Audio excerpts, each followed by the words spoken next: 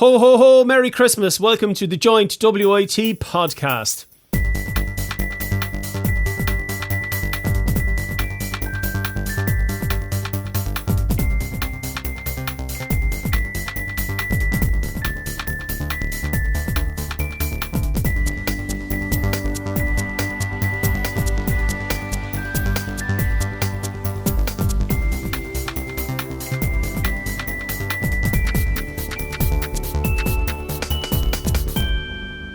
My name is Rob O'Connor. I'm a lecturer from the Department of Computing and Mathematics, and I normally host the Machine podcast at WIT. On the line today, we have a bunch of staff from WIT, all of whom are involved in podcasts and produce podcasts of their own. We have Tom Grinsell from Student Life and Learning podcast. We have Niamh Maguire from Engendering Change. We have Jenny O'Connor from The Nerve, and we have Bruce Wardrop from Win. Today we're crossing all the streams and we're going to put out a joint podcast where we each make recommendations for things to do, things to read, things to watch, things to play, etc. over the Christmas period.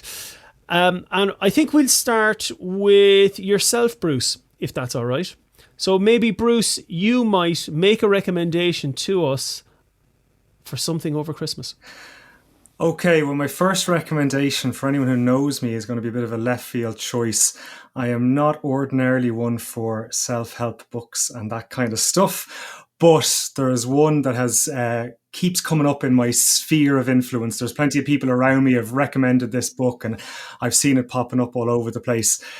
So I gave it a whirl over the last week and it resonated pretty strongly with me. It's called Atomic Habits by James Clear. It's a fairly recent book and the tagline for the book is the definitive guide to break bad behaviours and adopt good ones in 4 easy steps, showing you how small, incremental, everyday routines compound and add up to massive positive change over time. Why would you not want to read that book? But I figured, seeing as it's coming up to the new year and everyone's going to want to make resolutions and change for the better and all that, this is a fairly decent recommendation. As I said, the book resonated fairly strongly with me.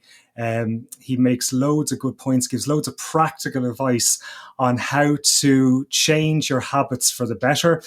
Gives you loads of information on what causes our habits to be the way they are, whether they're good habits or whether they're bad habits, and how you can kind of harness that to make better systems for your place. The author's main point is that habits are grand and the habits are generally related to goals, something we want to achieve. But if you want to achieve your goals, what you really need are good systems in place to get you to moving towards those goals. So this book is all about setting good systems in place to help you achieve your goals through the formation of good habits.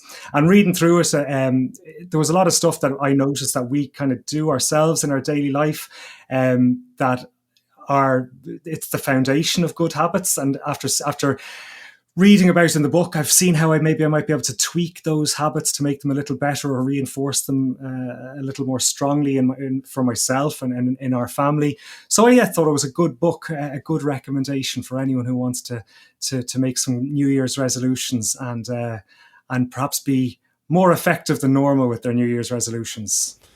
That's a very worthy entry, Bruce. I was expecting something with a blazing rockin' soundtrack or, lots of guns and explosions. Well, wait for my second recommendation. I wanted to know, is it mainly health and fitness related, Bruce? Well, so a lot of the people that I've heard recommending it and talking about this book are, of course, in this performance and health and fitness realm. But it can be applied to anything, to anyone. Now, a lot of the examples in the book are health and fitness related. But no, it can be applied to anything. And he gives really good advice on how to create good habits and how to break down bad habits regardless of what the habit is. So many of the examples in the book are health and fitness related, but many are also not health and fitness related, and it could easily be applied to anything. He sets it out in really logically and practically, how he sets out the way to behavior change. And that's what I really liked about it. It wasn't fluffy and filler. It was, here is a fact and here is how you act on that fact. Very, very practical and logical. Niamh, we might go to yourself now. So Niamh from Engendering Change. Hi, Rob. Thanks. Yeah. So my recommendation isn't exactly a brand new book. It's Girl, Woman, Other by Bernardine Evaristo. So she won the Booker Prize in 2012 jointly with Margaret Atwood. But in any case, this is a really brilliant book. It's quite a big book, so you might look at it and go, "Ooh, I'll stay clear of that." But actually, I just loved it. Over the last 12 months, it's definitely my favorite book. So what is it? It's like almost a series of short stories. There's 12 different characters that each get a chapter. Each chapter focuses on telling their story. They're mainly Black women from Britain. And their stories are just so different, so vibrant. So I just really, I loved this book. It was very unfamiliar to me, their stories, the different, like you have a lesbian socialist playwright, you have a non-binary character, you have a young bride from Barbados, you have a teacher, you have a banker. Their stories come from all walks of life, but they do share certain things. It's an intergenerational focus as well. So you have like mothers and their children and their grandchildren, and so it's quite interesting the way that's represented too. The poetry or the prose, that's really interesting. It's again, it seems like something that might turn you off. There's no capitalization and no punctuation. But, after the first story or two, you just completely forget that. It all kind of sinks away and you just get immersed in the stories. And I just loved all of the different stories, and then trying to figure out how they connect and try to keep that in your head by near the end of the book is a bit hard, but it's brilliant book. And Niamh, can I ask you a question then? Is that, so Girl, Woman, Other, is this a kind of a fiction collection of short stories, or is it based on true story? Totally, it's fiction. Yeah, it's fiction. Yeah, yeah, it is. Yeah, so yeah, it's so the writer there, Bernardine Evaristo, would be known for I suppose previous books that examined heritage, African diaspora, modern life, women's experiences. It's really brilliant. It is like, in one sense, it's like a book of short stories, and each story just draws you in. But in another sense, there is something that connects it at a broader level. So stories of like struggle and joy and love, betrayal, imagination, they're the themes that you're kind of looking at. So it's definitely, I found myself rationing it near the end of the book. I didn't want to finish it. So that's always a good sign for a book, I think. That's a great sign for a book, yeah. Right, so we have Thomas Grinsell from Wit Talk Student Life. How are you, Tom? Good, Rob. How are things? Sure, not too bad. Have you recovered from the All-Ireland shocker? The All-Ireland heartache. It was okay for me. I'm a neutral, Rob, so... I was referring to Tipperary, really, Tom, but anyway. Thanks, Rob. We have our football Munster title. So I saw a good comment there the other day where they were saying, did you notice all the Limerick fellas had to disinfect their hands before they went up to get the trophy, and that's because it spent so long in Tipperary now that no one else wanted to touch it. I don't blame him. I would have too. Go on, Tom. What's your recommendation? So kind of, I'm not a real bookworm at all, but I do kind of like tuning into the odd sport and documentary. And I suppose this time last year we would have been looking at Shane Lowry's success in the Irish Open, but this year was a little bit different. We had Sam Bennett, who was obviously a former WIT student, so Bruce might have seen it already, but it's the Wolfpack Insider, and it's a documentary that's kind of made by the Quick Step cycling team.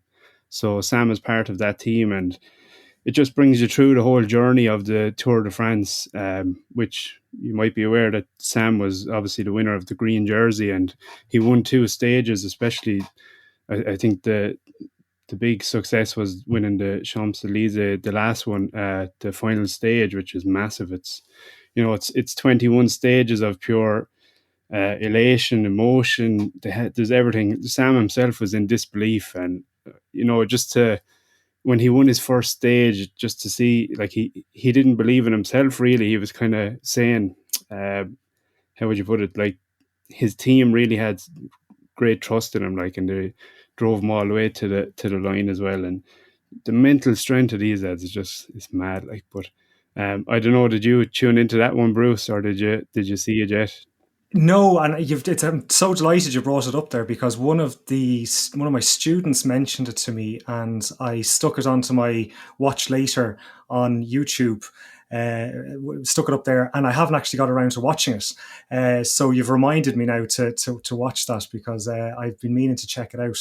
Obviously Sam having his connections to WIT and just being Irish in general, it was fantastic to see his successes. And I've heard that this is a really good behind the scenes look at what's going on, and you get some really good insight into Sam's mindset throughout the race. So I'm actually really interested to watch that. And that's available on YouTube, is it? Yeah, it's on YouTube, yeah. And if you just type in the Wolfpack Insider and then just Tour de France after, it'll pop up on YouTube for you. And it's about 55 minutes long. And it's kind of it's interesting too to see how they manage the whole pandemic and everything, because it's obviously different for them as well. But it's really well put together, and they have loads of other documentaries of other tours as well. But obviously this one was taking interest to myself anyway. But I know it was brilliant, because Peter Sagan would have been his biggest say opponent or competitor in that race, and it was kind of to and fro in the early stages, and then Sam Bennett, he was leading, say he got the green jersey in kind of stages 5 and 6, and then Sagan got it back, or it changed hands again for 3 stages, but then he picked it up in stage 10 and he led all the way to the end, like, and it was fantastic achievement. And Sam actually is only from Carrick and Shore, which is only a short distance from me as well, so it's nice. Carrick they were over the moon, the Tip and Waterford side, so it was great to see. But I know it was brilliant, great success, and there's definitely better things to come from Sam again, like, but it's going to be a hard one to top anyway. Right, next up we'll go to Jenny O'Connor from The Nerve. How are you? I'm grand. Sure, I was only talking to you a minute ago. I know. We're recording in the same house, but I'm upstairs and you're downstairs. And this is brilliant, because this is a bit where you ask me a question and then you have to not talk while I give the answer. So this is like a dream, really. Well, go on, Jenny. What's your recommendation? Well, actually, it's just interesting. I was interested in Niamh's recommendation, because that's on my list of things to read, Niamh, and I haven't got around to reading it yet. And it's one of those things this semester, isn't it? Like, I have a big pile of books. It could be a side table now at this point, the height of it. I haven't got around to reading half of them. So that Bernardine Evaristo book sounds brilliant. And I was listening to Desert Island Discs with Bernardine Evaristo. I don't know if you've heard it. It's a great, great episode. And another great episode leading into my one is of Desert Island Discs is with Anne Enright. And so the one that I'm reading at the moment is Actress by Anne Enright. And this is a story that's told from the perspective of Nora, whose mother who has a great name, Catherine O'Dell. And she's a famous actress during Nora's childhood. And her star kind of starts to wane as Nora grows older. And Catherine eventually has a type of breakdown and is responsible for a shooting as well. So, there's a bit of juicy stuff in there. And Nora documents it all from the wings, essentially, and so it's this mother-daughter relationship that is, it's at the heart of the novel, but it reveals kind of what it's like to be simultaneously in awe of this glamorous mother of yours, and then to also feel a bit sidelined by that glamour and by her profession. I mean, it's probably how all my children feel, I'd say. But Nora isn't, she's not bitter at the same time. She's not this bitter narrator, despite having to kind of eventually nurture and care for Catherine. There's this kind of respect and love at the center of the book. and you feel completely fascinated by the lives that they lead. And I was wondering, actually, I know that's a bit cheeky, but I wanted to just read just the first. I love the way Anne Enright writes, and I think she's just she has a great craft with the way she can manipulate a sentence and write a sentence. But the very first paragraph of this says, "People ask me, what was she like? And I try to figure out if they mean as a normal person. What was she like in her slippers, eating toast and marmalade? Or what was she like as a mother? Or what was she like as an actress?" We did not use the word star. Mostly, though, they mean what was she like before she went crazy, as though their own mother might turn overnight like a bottle of milk left out of the fridge. Or they might themselves be secretly askew. I think that's just such a brilliant opening paragraph, because in that paragraph, you kind of get the sense of the complexity of the relationship. You get this kind of, who is me? Who's the kind of narrator? You don't really know who the narrator is. And you get this kind of vital information about Catherine. You get the fact that she has this madness that we don't know about yet. And we learn about her appeal, and we learn about her celebrity, and it's all in very few words. So it's a great opener to a book, and it continues on in that way. I think it's a really good read, and I'm way behind the curve. Most people who are listening to this have probably already read it, actually. But it's on the top of my pile right now. I get down to Bernardine Evaristo very soon. And Jenny, am I right in saying that there's a kind of a link to Maureen O'Hara with that? Is the character's kind of based on Maureen O'Hara, is she?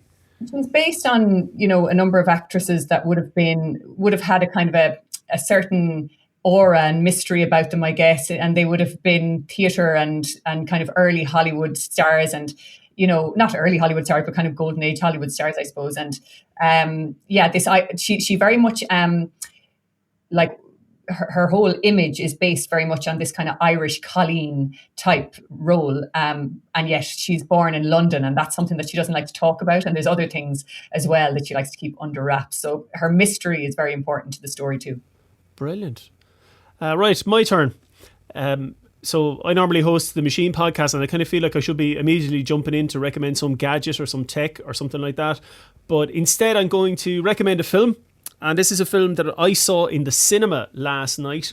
So we're recording this on the 15th of December. And this is a movie called The Midnight Sky. And it's the new one from George Clooney.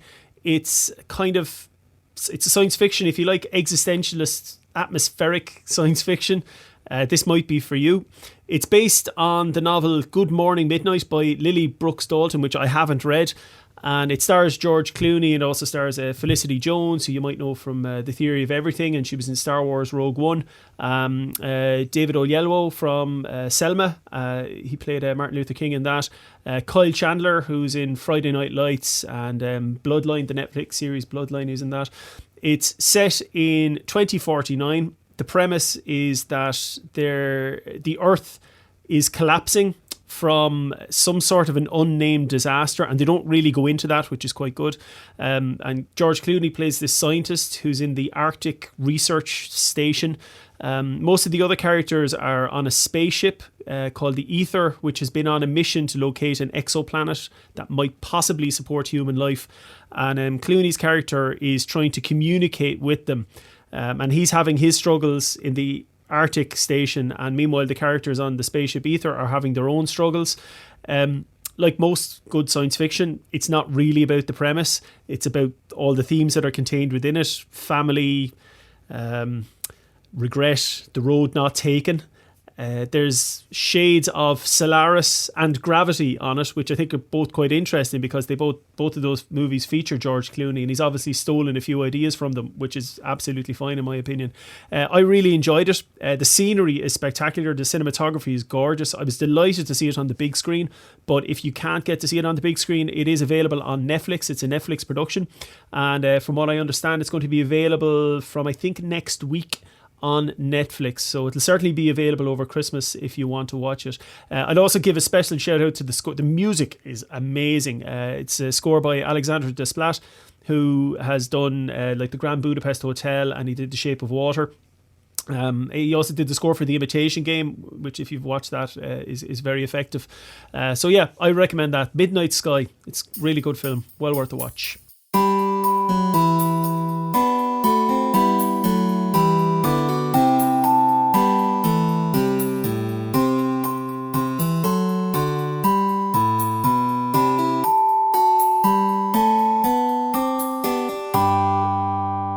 we've gone one round around the houses, and so far we've had Bruce has recommended Atomic Habits by James Clear. Niamh has recommended Girl, Woman, Other by Bernadine Evaristo. Tom has recommended the Wolfpack Insider documentary that's available on YouTube.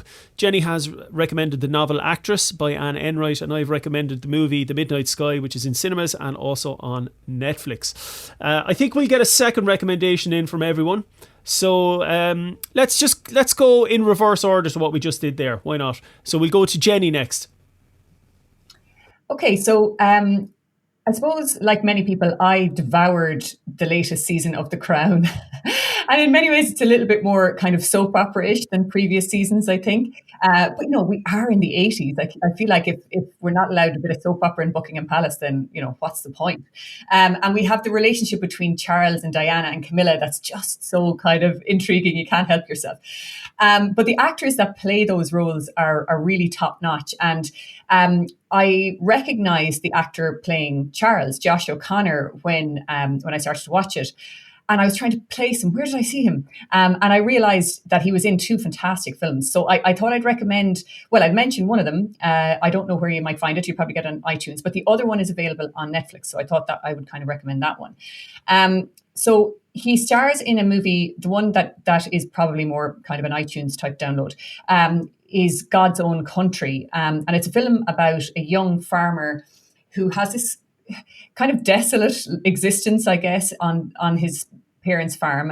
And he escapes it all by going drinking and having lots of casual sex. And eventually all of that starts to be challenged by the arrival of this Romanian migrant worker who's coming to help out on the farm.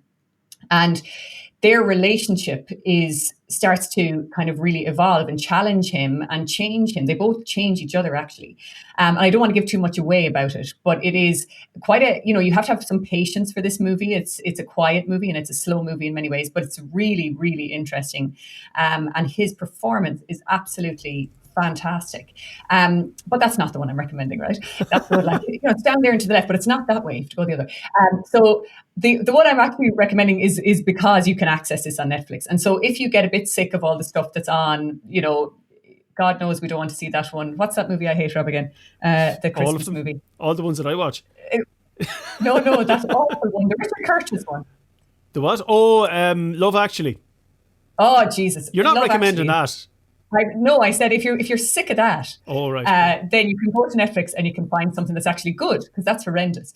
So Only You is a movie, and I hate the title of this movie, but it is a great movie. And it starts out as this kind of indie romance with these two characters, Elena, who's played by Leah Costa, and Jake, who's played by Josh O'Connor, who is Charles in The Crown. And they meet in the back of a taxi on New Year's Eve. And it sounds very cliched, but actually you're immediately drawn in by their chemistry. And they start this very passionate love affair that might end another movie, but it's only the start of this one, And what I love about this film is the way that it kind of exposes the aftermath of those kind of heady beginnings to these, big romances, these big love affairs.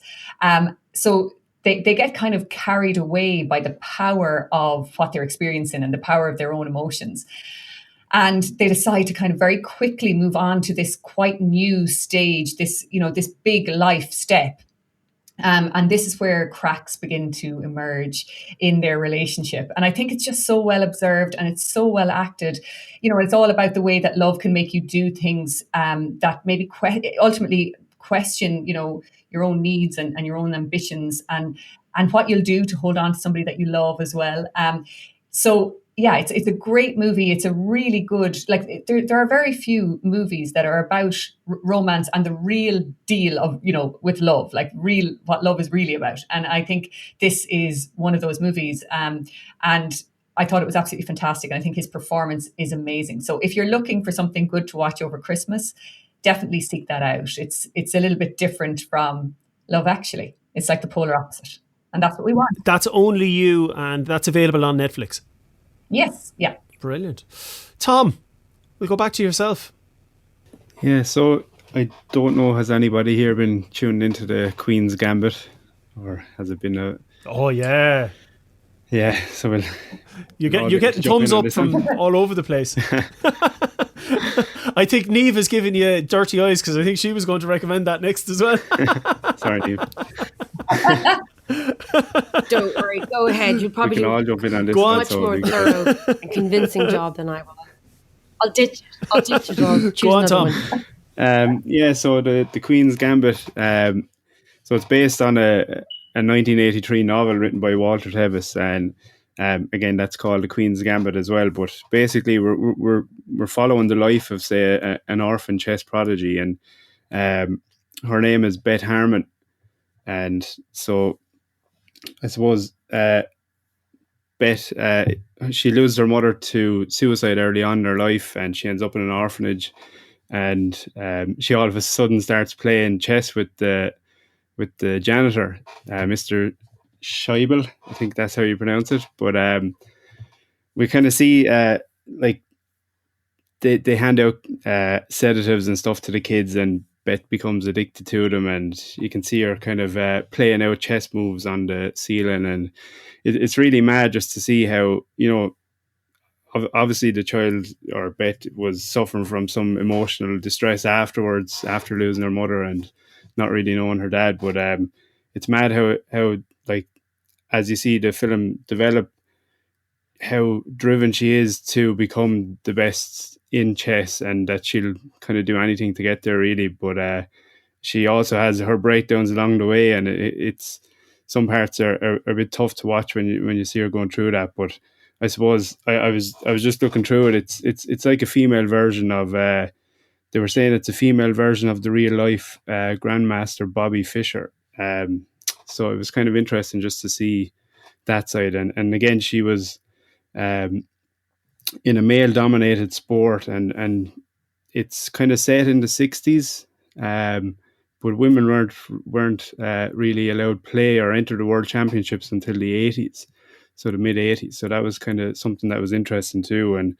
And Beth doesn't really she's not one to sit down and study chess. She studies her opponents, but she really uses her intuition, and she improvises as well, just in the moment. So it's kind of it's one I didn't think I get stuck in, but I did, and I'm sure I'm after missing loads there, but everyone else can jump in and help me along the way. But it's a hard one to sum up, but really enjoyable watch, and definitely something to tune in on over the Christmas as well. So Niamh, I'm sure you want to come in on that, do you? Oh no, I loved it as well, the Queen's Gambit. But you know, like the junkie that I am, six episodes was a little bit too short. I was just like, oh, how can you do this to me? So yeah. Do you know, But it was really I good. loved it. I think that was one of the best things I saw all year. And actually, I love the fact that it was 6 episodes, that they didn't string it out for 12. You know, it felt perfect. Like, I left wanting more, and you always want that. And the lead actress, Anna Taylor-Joy, she is fantastic. And the actress who plays the younger version of her as well, it was brilliant. And the music was fabulous. The sets were brilliant. I know Bruce and Jenny both want to come in on this as well. I think, yeah, it's funny that we're obviously all fans here. We all loved it. I was just only talking about it at the weekend with my sister and her husband, and they are the only two people that I've come across so far that didn't enjoy it. They thought it was too slow and they didn't enjoy it. I was like Thomas, I wasn't expecting much, but 10 minutes into it, I was hooked, absolutely hooked on it. I thought it was brilliant, and the way it deals with the themes of addiction throughout, I thought was really, really interesting. And you know, this spiral that she's on, it was just fascinating to watch it play out. And yeah, really, really, really enjoyed it. It looked amazing. Everything about it was beautiful. So highly recommend that one. Jenny, do you want to give a shout for the Queen's Gambit as well, seeing as everyone else has? Yeah, well, just to say, it's actually 7 episodes, just in case you get to the end of the 6th one and then you go, oh, hard done by. And just, yeah, I suppose the main thing I wanted to say was just, you know, I was talking about Josh O'Connor and his performance in, you know, Only You, but Anya Taylor-Joy's performance in this is unbelievable. There is something about her face. I don't know what it is, but it's something mesmerizing, and you kind of can't take your eyes off her. She's got an intensity about her that works so brilliantly in this role, I think. And yeah, I kind of fell in love with her during the course of it. I hope that I like her as much in the next thing I see her in. You know, she's so perfectly suited to that role. But yeah, I loved it as well. Absolutely loved it. she has this look throughout. Is it kind of, it's an innocence, but that she'd also cut you down in a second. And it's really hard to describe what it is about her. She's like I don't know, some sort of smiling assassin. It's amazing. She's in one of the best reviewed things of the year and one of the worst reviewed things of the year as well, because she's also features in The New Mutants, which is the kind of the last X-Men movie that finally got released after the Disney-Fox merger. That's complete rubbish and really not worth anyone's while watching. So if you're half thinking about watching New Mutants, don't go and watch The Queen's Gambit instead. Niamh, do you want to give another recommendation there? Yeah, great. Okay, so basically I picked another book, but then I'm gonna do a swerve away from that and tell you what I really want to tell you about. My book was The Supreme Court by Rudon McCormack, and it's an amazing book, right? So I'm not going to talk about it, but if you're looking for a present for parents, anybody interested in the social, political, economic development of Ireland through that lens of the development of the Supreme Court, definitely get it. The one I really want to talk about is Rita. Now, Bruce and Rob, you might remember me talking about Rita, but Rita is a Netflix series. It has, I think, 5 series. And basically, it's Danish. It's about a school teacher in Denmark, basically. And her name is, the actress is Mille Dennison. That's Rita. And then her best friend, Hjordus, is Lisa Bastrup. And I love hearing the Danish language because obviously it's subtitled, but you forget about the subtitles. It is definitely the best thing I've watched in a long time. It just has a bit of everything in it. Basically, her life is in a mess. She's single. She's got 3 kids, grown. She like for various different reasons. She just doesn't really have a life outside of work. But in work, she's the best teacher you never had. You know, she really champions the kids. She stands up to authority. She's unconventional. I have to say, like, she smokes a lot, which you're kind of watching it going, what year was this made in? And it's Danish. And then you get this understanding of Danish culture. It's not this PC European, regulated, this idea of hygge isn't politically correct. And you just get this great insight also into the workings of the school and the politics there. And so basically the whole five series is look at her life, and they delve into it slowly but surely, like unpeeling it like an onion, and they get to the last one. It's just so interesting. I don't know if I'm selling it enough, but it's just one of those things. My parents have watched it. A few of the friends I've referred it to, they've all really, really enjoyed it. So I would give it a go. Not for children, though. Not for children. Not for so that's Rita, and that's available on Netflix. Yep. Brilliant.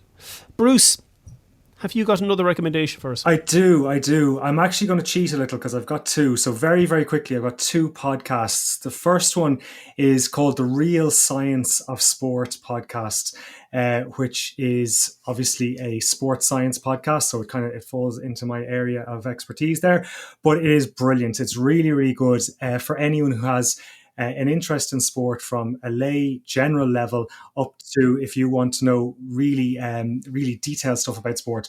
Now, the conversations, the topics they covered are really, really varied. It's presented by an academic called Ross Tucker and a sports journalist called Mike Finch. And I think they're a really good combo. They're good friends. They obviously know each other very, very well. They get on really well. So they've got a good relationship on the podcast. Ross Tucker is so knowledgeable and so insightful into so many different areas, but then Mike Finch, the journalist, kind of keeps him fairly grounded and asks the questions that the ordinary people might ask, and brings them back around to keeping the topic a bit more general. But they have amazing episodes on a load of different things. If you don't have to listen to them in sequence or in order, but they've got good episodes on drugs and sports. They've got a couple of episodes on gender versus sex in sport, the Caster Semenya case and things like that. And Ross Tucker, the host, was an expert witness in the case that went all the way to the Court of Arbitration for Sport, which is the highest court in the world for sporting issues.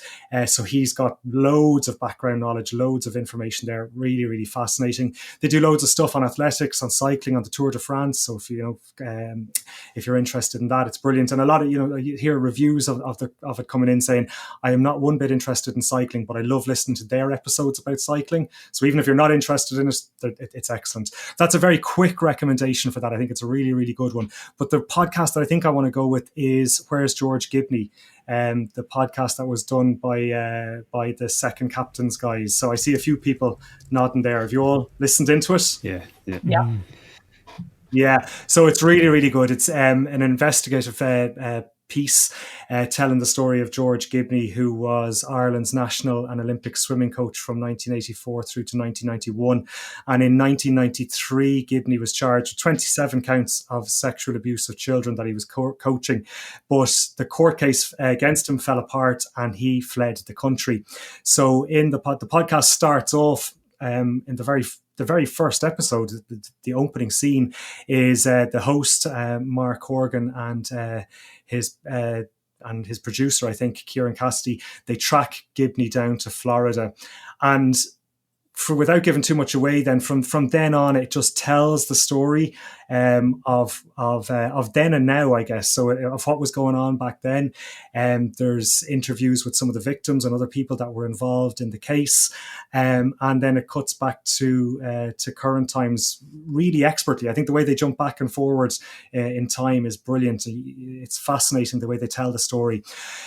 So yeah, it's just brilliant. It's really, really interesting. It is. It's compelling and harrowing, but without being too shocking or graphic. It is shocking. Compelling and shocking, but without being too graphic. You know, a lot of when the victims are telling their stories, it really hits home, but without being, they don't go into too much. It's more. You get more from what's not being said than what is actually said in the podcast. It's fascinating. There's 2 episodes left that I actually haven't got to catch up on yet. They were only just released in the last week or so. But definitely worth a listen, just from the historical perspective, the Irish side of things, the sporting side of things. It's really worth the checking out. I was actually going to recommend that one as well. I think so. No, you're grand, Bruce, because it's brilliant. And I have listened to the 2 latest episodes, the final episodes, and I know exactly what you mean. I think it does walk that line. There's a line between dignity and sensationalism, or maybe I'm using the wrong terms. I don't know what it is, but it walks that line so well that it's incredibly affecting, but it's not demeaning. At the same time, it doesn't take advantage of any of the victims. And actually, in the new episode, there's a victim who speaks, and I was out for a walk listening to it, and I just turned around and had to keep going because I couldn't stop listening to it. It really is. It's a stunning piece of work. And to Mark Horgan and the entire Second Captains crew, they've produced a fabulous piece of audio. And actually Gary O'Toole, I think, comes across incredibly well on it. And the lady whose name I can't remember, and I feel so bad about it, but she was the one coach who stood up against him. Yeah. And the way she was ostracized then. Yeah. It's really good. And I've actually just in preparation for today, I noted that there's 2, since that podcast went out, there's 2 new victims have come forward and made statements to the Gardaí, and the Gardaí have said that there's a new investigation that was ongoing, but their testimony has been added to that now. So it looks like the whole thing has been reopened again, which is great. Because what's interesting is, because that first case against George Gibney fell apart, he didn't face any criminal charges. So he is not a fugitive. He's not on the run from the Gardaí in Ireland. He's not wanted for anything in Ireland at the moment. He just got away with it. So hopefully now there'll be some justice. Yeah. I'm going to get one last recommendation in for me. It's the second one. I'm going to do it in 2 minutes. And it is a piece of tech. It's not particularly novel. Somebody might be listening and they might be desperately trying to buy a new PlayStation 5 or one of the new models of the Xboxes and they can't get it. Instead, I'm going to recommend a Nintendo Switch. It's a great console. They're readily available. They're great with kids, big kids, small kids, medium-sized kids, very big kids. It's a great console, loads of great games available to it. If you're into retro gaming, there's tons and tons and tons of titles. It's very accessible. You just pick up and play. Even Jenny's had a go of it on occasion. There's anything with Mario on the title is going to be brilliant. There's games like Just Dance is incredibly popular in our house, and then there's more deeper games like The Witcher, or there's a game I bought this year, Streets of Rage 4. It's all hand-drawn art. It's got this amazing electronic soundtrack. So if you can't get a PlayStation 5 or an Xbox and you're looking for a video game for you or somebody close to you, you could do a lot worse than a Nintendo Switch. I have two boys in this house who are on their very, very best behavior. There is a Nintendo Switch on a Santa list. So hopefully there'll be one here on Christmas Day. And I might be pretty happy with that too in the new year. Okay, well, that's it for the podcast. So huge thank you to Bruce, who recommended Atomic Habits by James Clear, and two podcasts, The Real Science of Sport and Where's George Gibney. Niamh Maguire from Engendering Change, who recommended Girl, Woman, Other by Bernardine Evaristo. Also Rita, the series on Netflix, and gave a thumbs up for Queen's Gambit. Actually, everyone gave a thumbs up for Queen's Gambit. To Tom Grinsell from Whitstraw Talks Student Life, recommending The Wolfpack Insider, which is a documentary on YouTube, and equally The Queen's Gambit. Jenny O'Connor from The Nerve, who's recommending the novel Actress by Anne Enright, and God's Own Country and Only You, which are both movies starring Josh O'Connor, and Only You is readily available on Netflix. And myself, recommending the Midnight Sky movie, which is going to be on Netflix very, very shortly, but it is in cinemas right now, and also recommending a Nintendo Switch. Lads, thank you so much. Thanks for all your podcasts this year. It's been great listening to all your stuff. You're mighty individuals, and I listen forward to hearing more music or more material from you in 2021. There's me going into my DJ voice, more music. Old habits. Yeah. Thanks, Rob. And also, I'm just going to let you know one thing. I have made up some cheesy Jingle Bell jingles for this podcast that none of you have heard as we're recording this. So you have to listen in to hear 3 separate versions of Jingle Bells, and I'm going to end on my sad electronica version. Something for us all to look forward to. Happy Christmas, everyone. Thanks, Rob. Thanks, guys. Merry Christmas. Merry Christmas. Thanks, everyone.